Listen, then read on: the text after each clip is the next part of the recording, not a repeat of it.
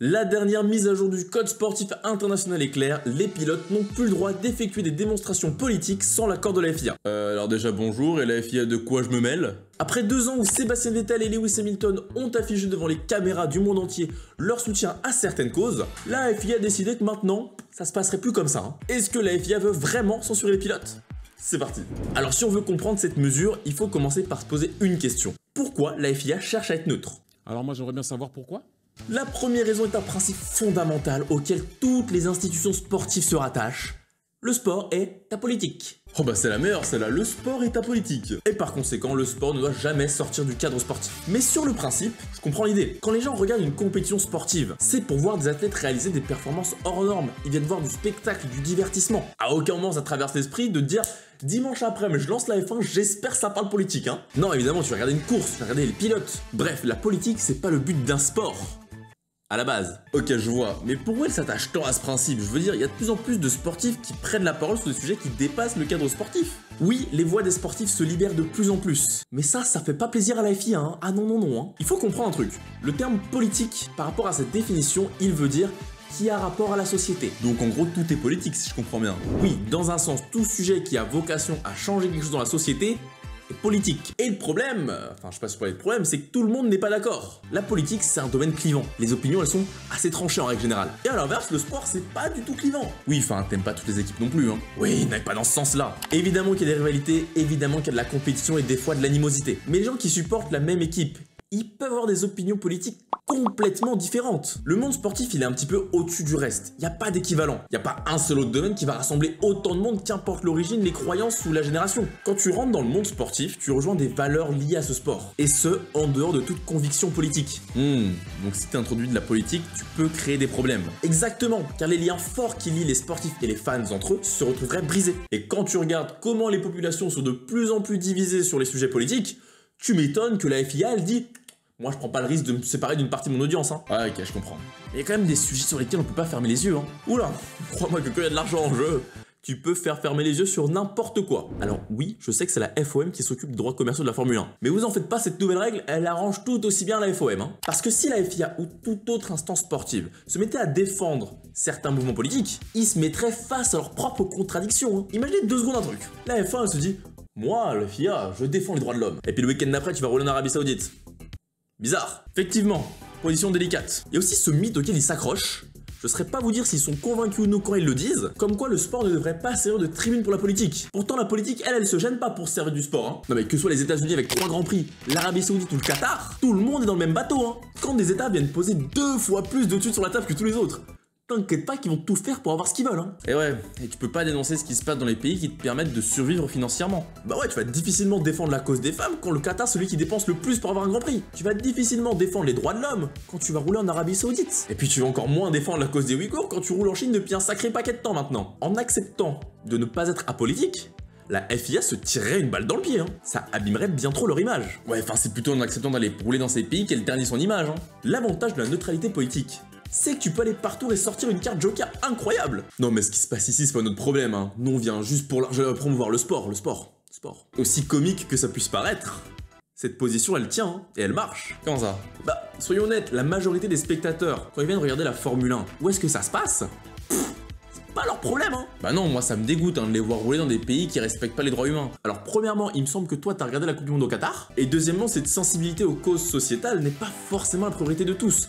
J'aime bien cette triste phrase qui dit « J'ai jamais vu quelqu'un mal dormir à cause de la situation des Ouïghours ». D'ailleurs, le président de la FIA, Mohamed Ben Sulayem, il a dit une phrase très intéressante concernant tout ce sujet-là. La FIA veut juste que notre sport soit propre. Oh bah oui, accepter l'argent du pétrole, ça rend le sport très propre, c'est sûr, hein. Non mais encore une fois, le discours est beau, mais les actes, ça suit pas. On va désormais revenir sur le cas de la Russie, parce que ça c'est quand même assez comique aussi, hein. Pourquoi bizarrement la FIA a décidé de le retirer du championnat du monde? Non, au sérieux, 2 minutes. Si la FIA a décidé de retirer la Russie du calendrier, c'est uniquement pour des considérations politiques. Il y a en fait toujours ce double discours qui est tenu par les dirigeants. Et c'est fou ça en fait, les pilotes ils ont pas le droit de s'exprimer. Par contre, les instances, elles ont le droit de prendre des décisions politiques. Ouais, 2 poids 2 mesures, fais ce que je dis mais fais pas ce que je fais. Le meilleur exemple de ces pressions mises sur les institutions, c'est Black Lives Matter. Si on revient, le mouvement il débute en 2016 lorsque Casper Copernic décide de poser le genou à terre pendant l'hymne national américain pendant un match de football américain. En faisant ce geste en guise de contestation contre les violences policières vis-à-vis de la population noire américaine, il a provoqué la colère du président américain Donald Trump. Résultat, il a été blacklisté de toutes les équipes dans son sport. Pas fou, aucune instance sportive l'a soutenu, tous ses sponsors l'ont lâché hormis Nike. Pourtant, quand 3 ans plus tard la mort de George Floyd provoque une révolte immense partout dans le monde, ah là bizarrement c'est qui vient prôner les valeurs humaines et tout? Ah les marques, les sponsors et évidemment les instances sportives. Bizarrement, tout le monde sort des tweets. Ah non, le racisme, ah non c'est pas bien, ah non c'est pas bien. Et la F1 c'est pareil, et encore, heureusement que Lewis Hamilton il existe. Ouais, les instances c'est pas les plus progressistes on va dire. Oui, et en vrai principalement parce qu'ils suivent leur ligne directrice qui est d'être apolitique. Mais quand la pression internationale est trop forte, ils ont pas le choix, ils cèdent. Le cas typique de la F1 et de la FIA, c'est la protection de l'environnement. Leur projet Neutral Carbon d'ici 2030, 2050, je pense 2030, j'espère c'est 2030.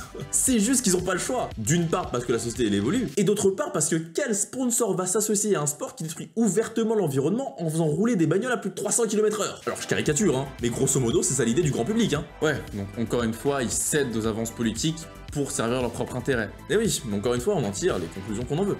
Bien, désormais, exit l'aspect financier, parlons un petit peu des sportifs. Parce que si sur le papier, faire du sport une discipline apolitique, comme j'ai dit, pourquoi pas? Dans ce cas-là, pourquoi les pilotes s'empêchent pas de l'ouvrir? Sûrement la question que se pose Ben Sulayem. Non, c'est vrai, pourquoi ils font pas juste leur job et puis basta? Encore une question de Ben Sulayem. La réponse est toute simple.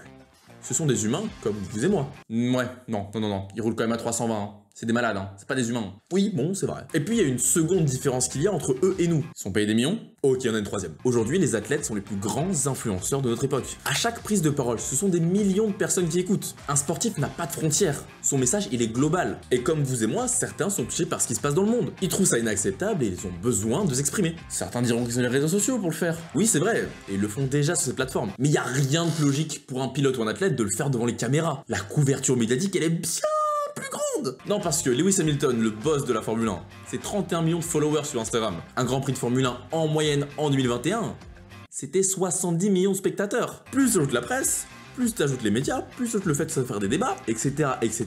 C'est comme ça que tu peux faire avancer les choses. Ils sont dans une position avantageuse. Ce serait complètement bête pour eux de pas en profiter. Ouais, et puis c'est aussi une manière pour eux de se sentir mieux, non? Oui, typiquement, il y a 2 types de messages qu'ils peuvent envoyer. Ceux en direction de leurs instances et ceux en direction du monde. Typiquement, Jeddah, l'Arabie Saoudite.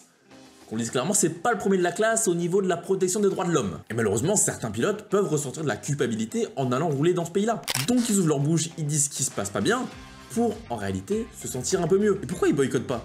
Ils peuvent faire plier les instances, non? Oui, le boycott est l'arme la plus puissante, et si elle était utilisée, ça ferait des ravages énormes. Mais je pense sincèrement que la responsabilité ne devrait pas être mise sur les pilotes. Pourquoi ce serait à eux d'agir? C'est pas eux qui ont signé le contrat avec les plus grands prix, hein. Coucou Liberty Media. Ce serait un peu hypocrite de dire bah oui, bah si vous êtes pas d'accord, bah vous y allez pas. C'est pas leur choix, ils sont sous contrat avec les écuries, pas la FOM. Et deuxièmement, comme je le disais, il y a les messages envoyés envers le monde. Quand Lando Norris se met à parler de la santé mentale, il ouvre la discussion sur un sujet qui était jusqu'ici complètement tabou. Quand Lewis Hamilton se met à parler de la situation des Noirs américains aux États-Unis, il prolonge le débat sur le racisme là-bas. Quand Sébastien Vettel dénonce les massacres environnementaux qui sont faits par le Canada, il sensibilise les gens à une urgence. Bref, chacun utilise sa position pour défendre des valeurs et des causes qu'ils soutiennent. Mais c'est aussi là où les dérives peuvent arriver. Jusqu'à présent, les causes défendues par les pilotes rentrent dans le débat public depuis un sacré moment maintenant. C'est peut-être un problème d'ailleurs si ça fait un moment que c'est dans le débat. Enfin, c'est-à-dire qu'on l'a pas réglé quoi. Bref, ce que je dis c'est qu'on est habitué à entendre ce genre de revendications. Mais ça se passe comment si un pilote il décide de défendre un message qui est diamétralement opposé par rapport à l'opinion publique? Non mais dis-moi carrément tu joues à quoi là?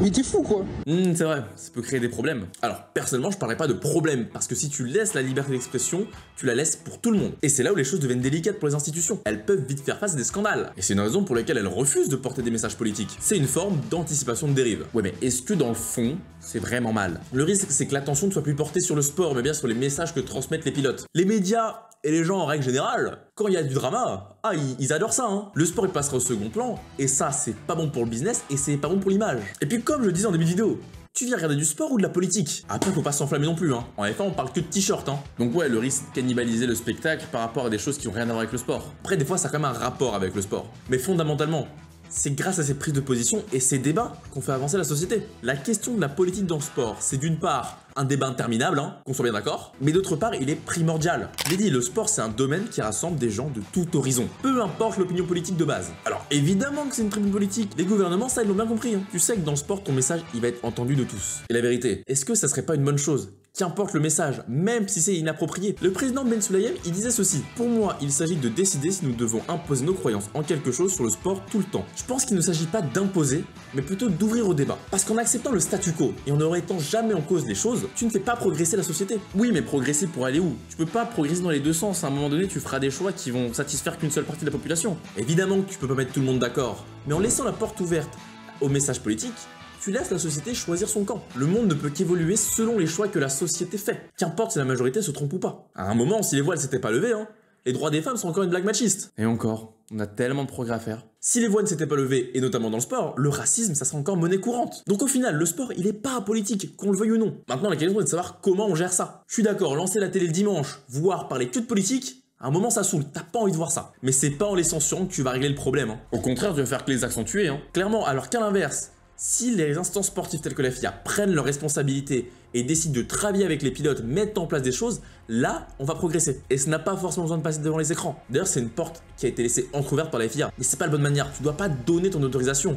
Parce que sinon, en faisant ça, tu mets clairement une hiérarchie de ce qu'on a le droit de défendre ou pas. C'est quoi leur légitimité, sérieusement? Voilà, si tu veux encadrer, vas-y travailler avec les pilotes, mets des choses en place. Mais en passant par l'interdiction pure et simple d'une liberté fondamentale, tu t'exposes surtout à la désobéissance civile des pilotes, qui eux ont la capacité de faire bouger les choses. Merci à tous, c'était Georges F1. Salut!